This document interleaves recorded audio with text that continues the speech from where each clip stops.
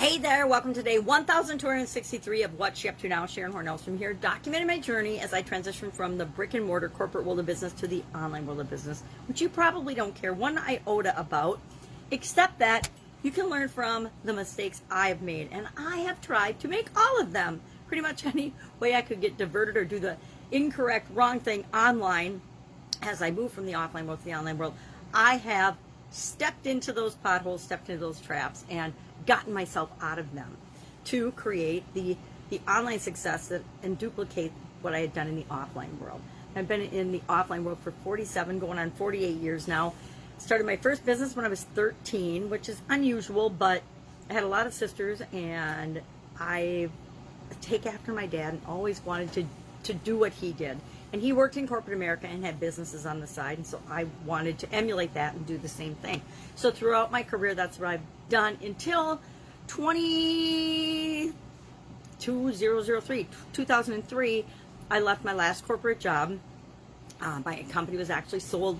It was taken up as a merger and acquisition of a much larger group, and my job and hundreds of others were eliminated from that particular manufacturing company. Was probably my favorite corporate job, but I had an opportunity back then to decide, do I want to continue in corporate America, or do I want to run the businesses that I've been running on the side? Do I want to really grow and pay attention to them? So I decided to not look for another job, not go back to corporate America, and go ahead and run my own manufacturing business, which is what I've done for, I divested myself of that in 2007, 2006, right before I came online. But that's what I did until my divorce. So that and other things too as well, of course. But that's a story for a different day. What I'm working on right now in the online world is challenges. We have our 8th actual 30-plus day free Get Up and Go challenge starting on August 1st. So I shared on my regular Facebook profile page a video that I'd done actually a year ago that I forgot about, that was asking people, what is the biggest challenge you have ever faced in your life personally? What's the biggest challenge? Is it health related? I, for one, had a sudden cardiac arrest and passed away. Yet I'm still here speaking to you, so obviously it didn't stick. But if I look back, that is definitely the biggest, most pivotal challenge that I faced in my entire life. And I've had other health challenges prior to that and some after, but that was the biggest one. Maybe it's a financial challenge. Maybe you've declared bankruptcy. Maybe you lost your house. Maybe you lost your job. Maybe it's career related. Maybe it is relationships. Maybe you've had your heart broken. Maybe more than once. Maybe you've been fired from a job. So many people in the last year and a half with COVID-19 actually lost their job, and for the first time in their life, millions of people that never thought they would be out of work found themselves out of work. So share in the comments below, what is your biggest challenge? You can share it here. You don't have to go watch last year's video to ask that question, but share what has been, if you're brave, and you don't have to be super brave to share it because it's just a kind of an informal survey, and maybe I'll actually put a post up that is a survey. I think that would be interesting. What is the biggest challenge that you face in your life? And again, we're not comparing ourselves to others. We're just saying, this has been my biggest challenge. I know for some people, their biggest challenge in their entire life has been raising their family, or maybe they were born into a rich family and their biggest challenge has been how to spend the money that they've got in a way that honors their core values and beliefs.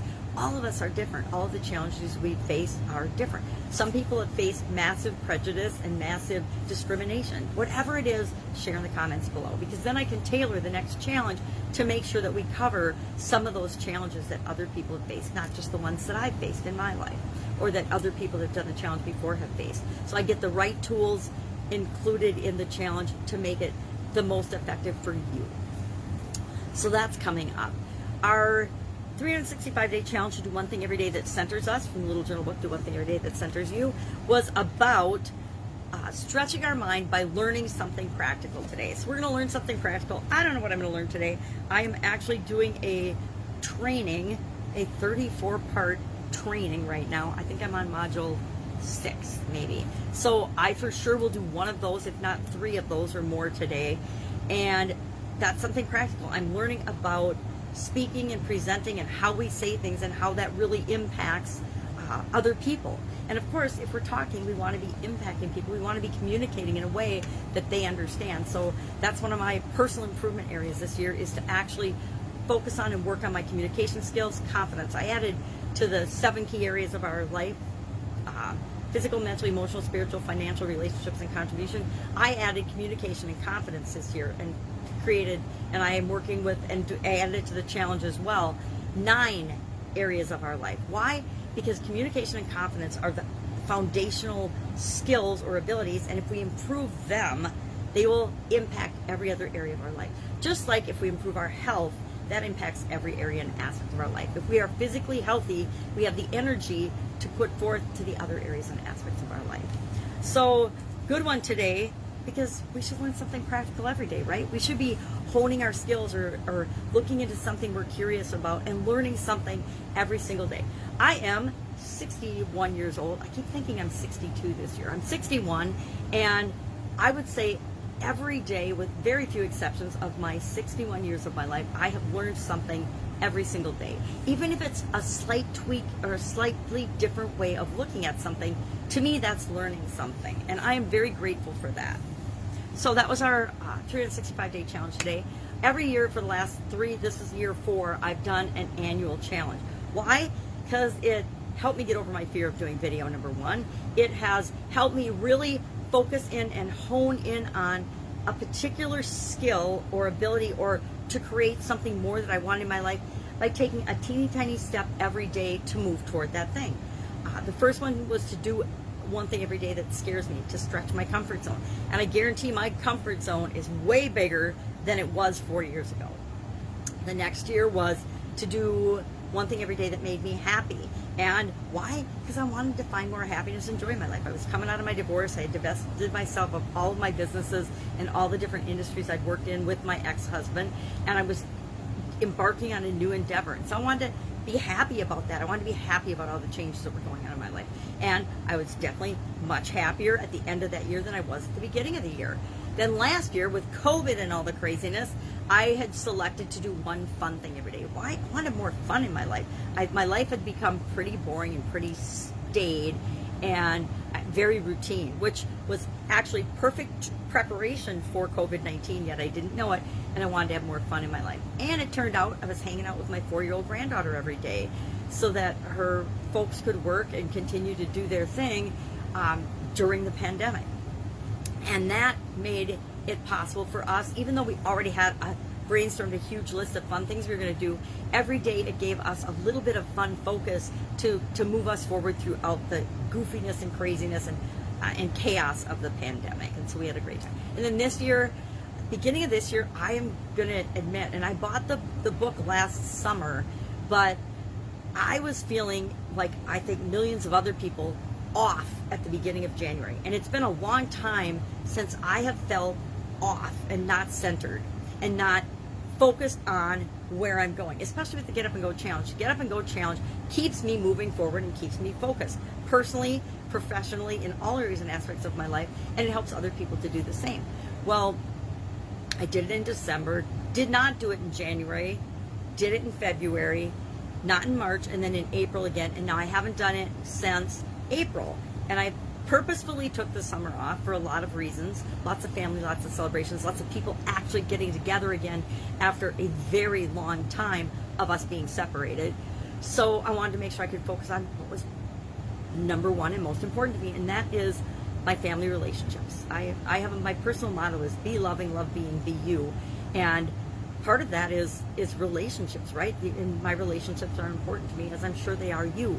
So I decided to take the summer off from the Get Up and Go Challenge. We're going to do it in August. Now, August is still summer in my book, but so we're ramping up for that. And I'm excited because it does add a bit more structure. I'm very structured in my days for the most part, but it adds a structure that I know on a subconscious level is automatically moving me forward toward my big goals and objectives. And that always feels good because I don't know about you, but as a human being, I feel like I want to be making progress. I want to feel like I am moving forward toward the things that I want. And the Get Up and Go Challenge helps me to keep momentum like that. So that is the annual challenge. Our Supersize Your Business, on my Supersize Your Business page, since I've spent so much of my life in business, running different businesses, building, starting, growing different businesses, it's only fitting that I share that information and that knowledge and the lessons that I've learned with other people. And right now I do that through my Supersize Your Business Facebook page, Facebook group, private Facebook group, and through some coaching and consulting and things like that. But one thing I started doing actually as I was getting ready to move a couple of years ago was to research an idiom every day. What does it mean? Where does it come from? And how could I maybe use it or apply it to my life, and especially growing my business, my online businesses or my offline businesses, because in 2021 I'm doing both offline and online things. So I would ask myself, and I would research, what does this mean, where does it come from, and how can I use it in my business and my life? And that's what I started sharing every day on my Supersize Your Business page. I think we've done at least 1,000 idioms. There's been some repeats, because as I pick a topic to discuss idioms on, some of them need a second chance. They need to be shared again with the wisdom that I've gained over the last couple of years, the knowledge and what I've learned, and the ability to apply them differently. I do that as an impromptu share every day. So I don't script it. I don't decide what I'm going to say. I just have the framework. What does it mean? Where does it come from? How can you apply it to your business? That's my framework. And then I share that. So today's was light a fire under someone. And I created this little light a fire under someone thing, because I was going to get a lighter or matches and light it under one of my granddaughter's toys or dolls, and all I could see was it bursting into flames, me dropping it and starting on fire in the middle of the video. So although that would be probably attention getting and a lot of views, I don't need any more disfiguring to my face or any other part of me. So I figured I would just create something that looked like fire, lighting a fire under someone. And I would probably use a dragon to light a fire under something, because that would be safer for me than matches or lighters. So it's a great idiom. I didn't realize it came from chimney sweeps. They literally, when chimney sweeps were afraid to climb the chimneys to sweep them out, they would actually light a fire underneath them to motivate them to climb faster and clean the chimney faster, to sweep up and go to the top. And they got over their fear really fast. Either they got over their fear or they fell into the fire and got burned, or they would die in the chimney of smoke inhalation. I mean, all kinds of horrific things probably happened back then. But it means, of course, to motivate or encourage somebody to do something or to do something faster. And I've got lots of experience with this idiom. I personally would probably say, what do I need to do to light a fire under your ass, to somebody, more than I would ask them directly, what do we need to do to get you moving? What do we need to do to help you? What can I do to help you to do what it is that you're here for? Or, sometimes we'd have to have that tough conversation. Is this the right place for you? Do you want to be here? If you don't want to be here, let's find you something else. If you don't want to be doing this job, let's find you something else that fits better for you. Great idiom, easily ties to business and leadership. So I have having fun with the idioms. I probably coulda, shoulda, woulda stopped doing them hundreds of idioms ago, but it's still fun for me. It still keeps me thinking and being creative in terms of, how does this particular idiom tie to building and growing my business? Because some are a real stretch to figure out how they fit. And that gets me being creative and, making silly little toy things that represent the idiom, keeps me excited and engaged and being creative on the topic. And we all need things like that in our business and in our life.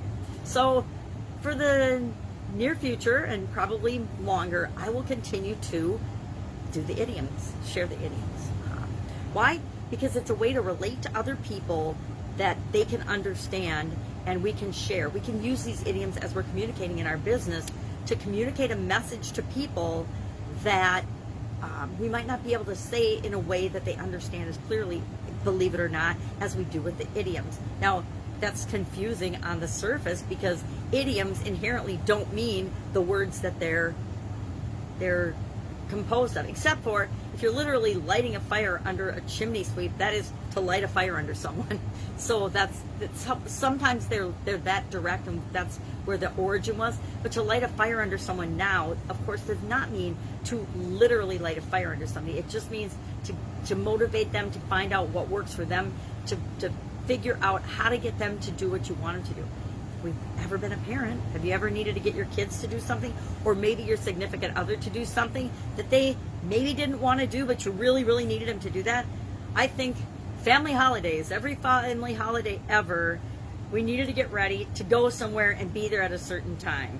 And, you know, especially Christmas. The kids just open their Christmas presents. They're all excited about them. They want to play with them. The last thing they want to do is get dressed up and go to another family holiday, except there's other presents there for them, right? But how do you get people moving in the direction you want them to go in a way that works for them? If it doesn't motivate them, if it's not important to them, they're going to stay stuck and they're not going to do it. So that's the challenge, and that's how it applies to leadership in business.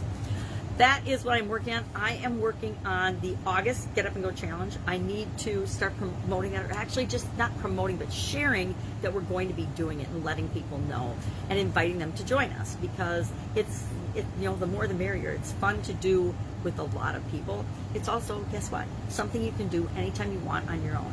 Secret on the in the supersize your business, erase in the Get Up and Go Challenge group. All of the past Get Up and Go challenges, all the 30 and one was a 45 plus day challenge, all of them are still up on that page. You can go to I think it's not called units anymore. They replaced the unit section with, I forget what it's called, but Facebook calls it a different thing now. You'll know what it is. But it's where you can separate out everything in order by lessons. You could go and you can watch any of the previous challenges right now. You could binge watch some of them and fly through, and you could get a feel for some of the tools, some of the things that we share to help install in the people that participate something called the SOAP framework. Where's my soap? My soap's buried. But we do what's called the SOAP frameworks, and that's the method we use to handle any change or challenge that comes our way in any area or aspect of our life. And then we go through each area and aspect of our life, all 9, and I share detailed examples of how I actually use the tool to work through that part of the SOAP framework. All right, that's it. If I can help you in any way, hit me up in the comments below. I have a gazillion things to do today and a lot of projects that I'm working on for fun and in different areas and aspects of my life. But the big one for supersizing, growing my business, Get Up and Go Challenge, is getting the next Get Up and Go Challenge going. That's it. Have an awesome day. If I can help you in any way, ask in the comments below. Otherwise, I'll be with you tomorrow just to let you know what I'm up to now. What am I doing? Documenting my journey as I transition from brick and mortar to the online world, and back and forth in brick and mortar. Have a great day. Any questions about that? Ask. Take care. Bye. Catch you tomorrow.